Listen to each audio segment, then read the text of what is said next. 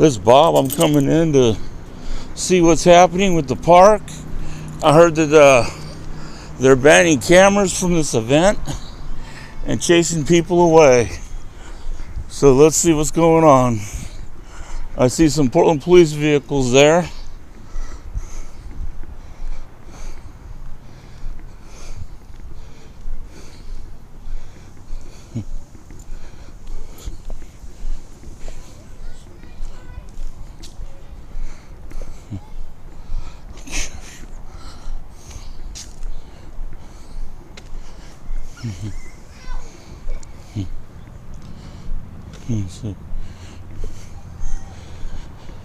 Oh.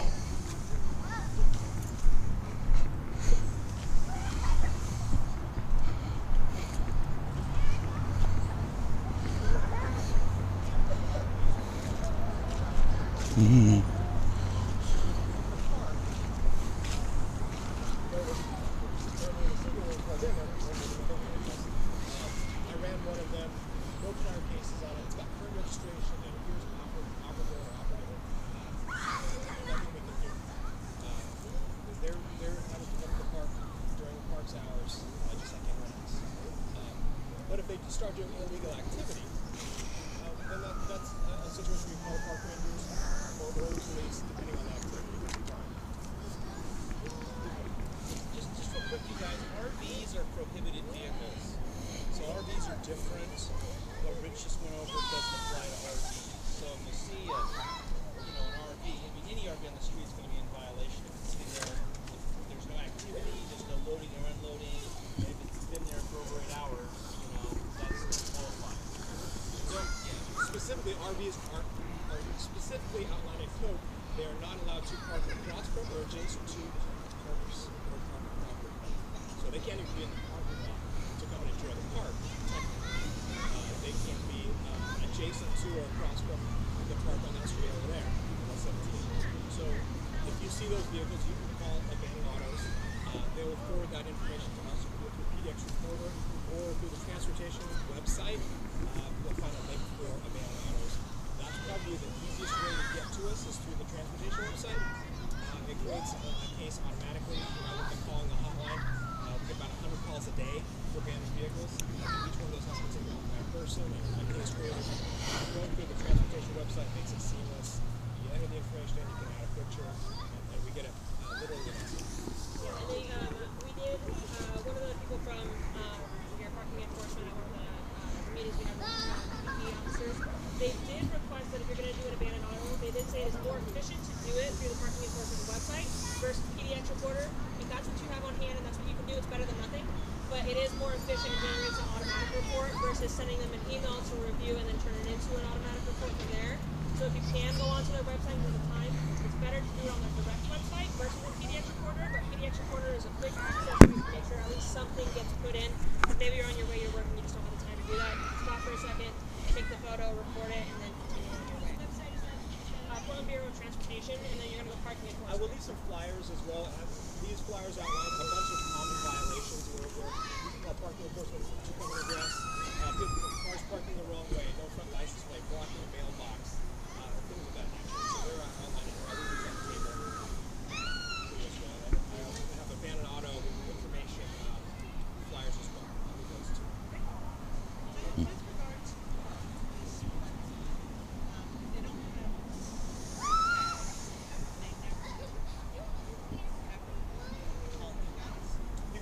We can address that. Even if you call the Rangers, we've got a great relationship with the Rangers. They can call us to come out and cite those vehicles. We can, with the expired registration that qualifies as an abandoned vehicle, we can cite such a park in Jeff's district.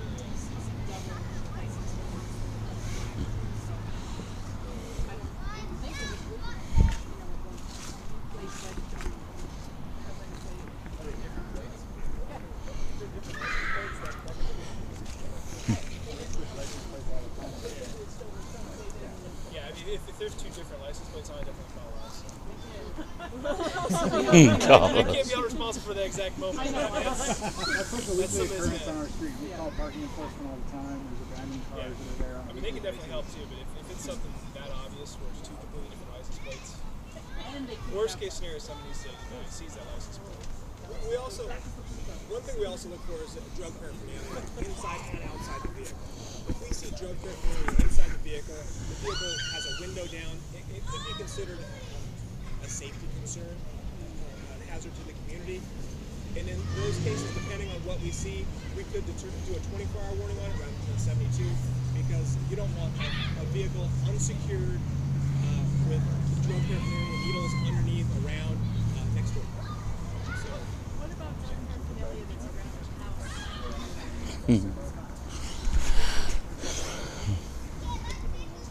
great question. Drug paraphernalia around someone's house.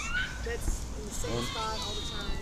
In your yards, in your bushes. So that's a little bit complicated as far as private property, and because it's on your private property, if somebody's leaving it there, it is your property, so you have the right to dispose of potentially, but we do encourage people not to be touching needles and all that kind of stuff, especially drug paraphernalia, which that actually comes in contact good with your last person on the magnet.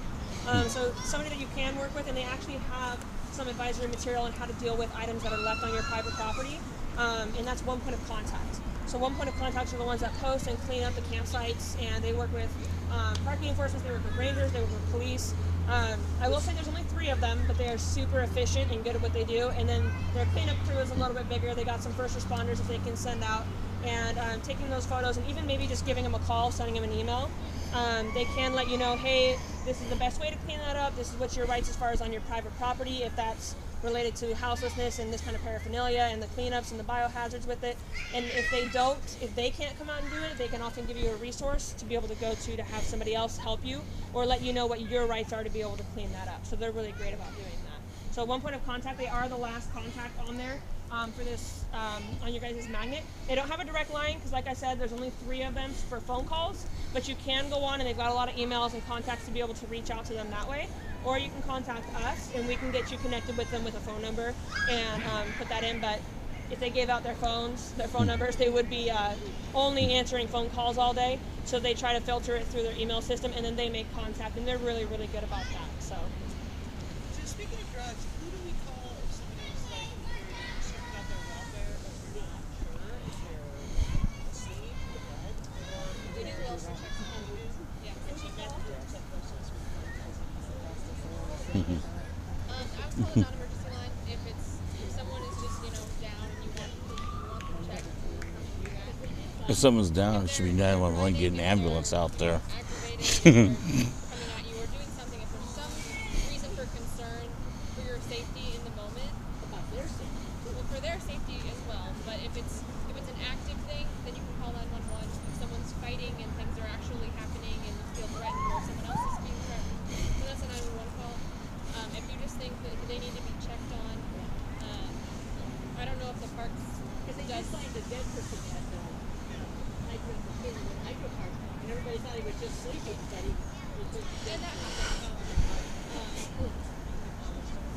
Yeah, But one, yes, we do welfare checks all the I'm time. going to hand it back over to Cassie. Perfect example of that. I was going to a meeting at City Hall. There was a gentleman sprawled out like this on 3rd and Washington. I could tell he was alive and breathing because I could hear him snoring.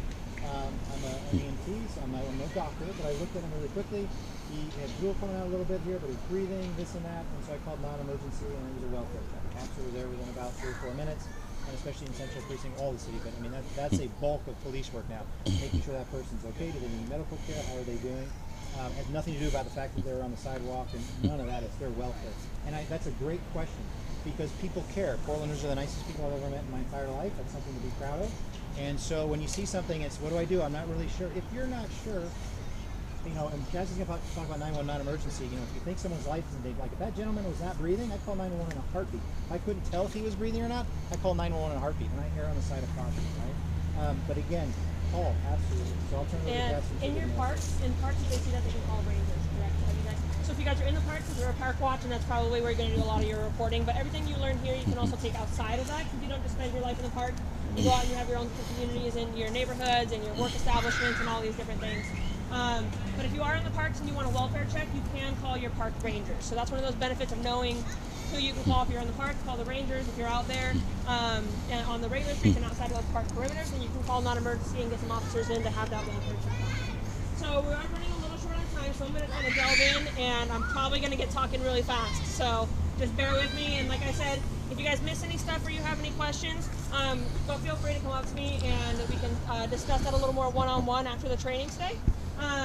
So we're going to go into the Bureau of Emergency and Communication. So this is your 911 and non-emergency calls. Who has heard of BOEC or Bureau of Emergency Communication? Emergency Communication, excuse me. Yeah, so a couple of people here. So when you call 911 or non-emergency, you're not calling your police. You're not calling your officers. Sometimes they might have a supervisor on call there to assist. It doesn't happen very often from what I'm told.